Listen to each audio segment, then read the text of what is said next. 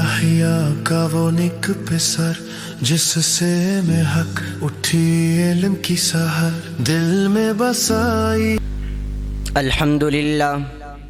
الحمدللہ وکفا والصلاة والسلام علی من لا نبی بعدہ. اما بعد فاعوذ باللہ من الشیطان الرجیم. بسم اللہ الرحمن الرحیم. قال اللہ تبارک وتعالی فی القرآن المجید والفرقان الحمید. انما یخشی اللہ من عباده العلماء. وقال النبی صلی اللہ علیہ وسلم العلماء ورثۃ الانبیاء.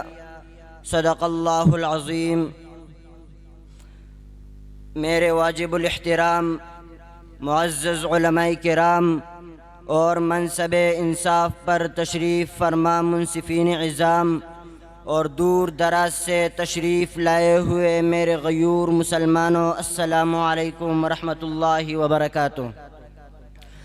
آج ہم ایک ایسے مرد مومن، مصلح ملت، مفسر قرآن، محدث دورہ اور ایک عظیم مفکر اسلام کا ذکر خیر کرنے جا رہے ہیں، جن کی علمی، دینی، سیاسی اور فکری خدمات تاریخی بر صغیر میں سنہرے حروف سے لکھی گئی ہے.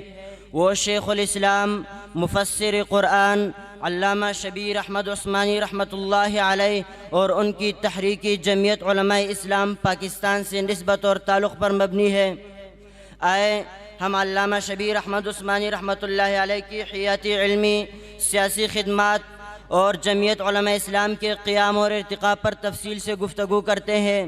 علامہ شبیر احمد عثمانی رحمۃ اللہ علیہ 1887 میں دیوبند کے قریب ایک علمی گھرانے میں پیدا ہوئے اور ابتدائی تعلیم دارالعلوم دیوبند میں حاصل کر کے شیخ الہند مولانا محمود الحسن رحمہ اللہ، حکیم الامت مولانا اشرف علی تانوی رحمہ اللہ اور دیگر اکابر دیوبند کے تلمیذ رشید بنے. علامہ شبیر احمد عثمانی رحمۃ اللہ علیہ ایک عظیم محدث، جید مفسر اور باکمال فقیہ ہونے کے ساتھ ساتھ نہایت جری اور سیاسی شعور رکھنے والے رہنما تھے. تفسیر عثمانی جیسی لاجواب تفسیر نے آپ کا نام ہمیشہ کے لیے تاریخ کے اوراق میں محفوظ کر دیا.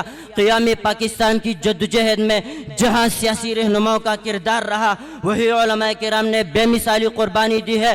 علامہ شبیر احمد عثمانی رحمۃ اللہ علیہ ان شخصیات میں شامل تھے جنہوں نے تحریک پاکستان کی حمایت کرتے ہوئے قائد اعظم محمد علی جناح کا بھرپور ساتھ دیا. اگرچہ اس وقت علماء کا ایک طبقہ آل انڈیا کانگریس کے ساتھ تھا اور مسلم لیگ کی مخالفت کر رہا تھا، مگر علامہ شبیر احمد عثمانی رحمۃ اللہ علیہ نے نہایت بصیرت اور حکمت کے ساتھ بر صغیر کے مسلمانوں کے علیحدہ وطن کے حق میں آواز بلند کی اور علماء دیوبند میں موجود سیاسی اختلافات کے باوجود قائد اعظم کے ساتھ اتحاد کیا اور برملا فرمایا.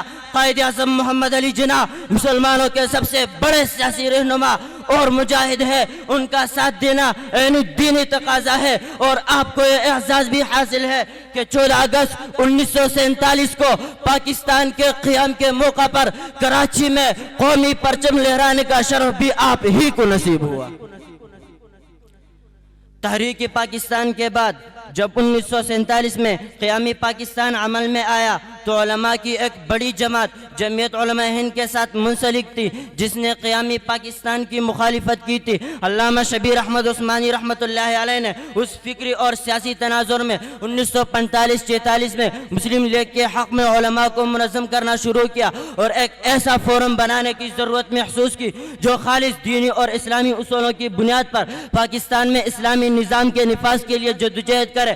چنانچہ علامہ شبیر احمد عثمانی رحمۃ اللہ علیہ کی قیادت میں جمعیت علماء اسلام پاکستان کا قیام عمل میں آیا. یہ جماعت دراصل جمعیت علماء ہند کے اس حصے کی نمائندہ بنی جو قیامی پاکستان کا حامی تھا. علامہ شبیر احمد عثمانی رحمۃ اللہ علیہ نے اپنی بالغ نظری، سیاسی بصیرت اور دینی غیرت کے ساتھ اس تنظیم کو متحرک کیا اور پاکستان کے آئندہ دستور کی اسلامی بنیادوں پر تشکیل کے لیے جدوجہد کا آغاز کیا.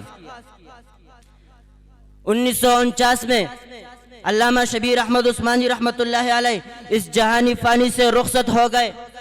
ان کے انتقال کے بعد ان کی فکر اور مشن کو جمعیت علماء اسلام کے اکابر نے سنبھالا. بعد ازاں اس جماعت کی قیادت میں امام اولیاء احمد علی لاہوری، مولانا حامد میاں، مولانا عبداللہ درخواستی، مولانا مفتی محمود رحمہ اللہ اور دیگر اکابر شامل ہوئے، جنہوں نے علامہ شبیر احمد عثمانی رحمۃ اللہ علیہ کے مشن کو آگے بڑھایا اور پاکستان کے اسلامی تشخص کے تحفظ اور نظام مصطفیٰ صلی اللہ علیہ وسلم کے نفاذ کے تحریک کو جاری رکھا۔ علامہ شبیر احمد عثمانی رحمۃ اللہ علیہ کا نام تاریخ کے صفحات پر ایک درخشندہ ستارے کی مانند روشن ہے۔ ان کی فکر اور ان کی فکری، دینی، علمی اور سیاسی خدمات تاریخ بر صغیر میں سنہرے حروف سے لکھی گئی ہیں۔ جمعیت علماء اسلام کا قیام دراصل انہی کے فکر اور نظریے کا تسلسل ہے، جس کا مقصد پاکستان میں ایک فلاحی اسلامی اور شرعی نظام کا قیام ہے۔ اللہ رب العزت ہمیں اپنے اسلاف کے نقش قدم پر چلنے اور پاکستان میں حقیقی اسلامی نظام کے نفاذ کے لیے جدوجہد کرنے کی توفیق عطا فرمائے۔ وما علینا الا البلاغ۔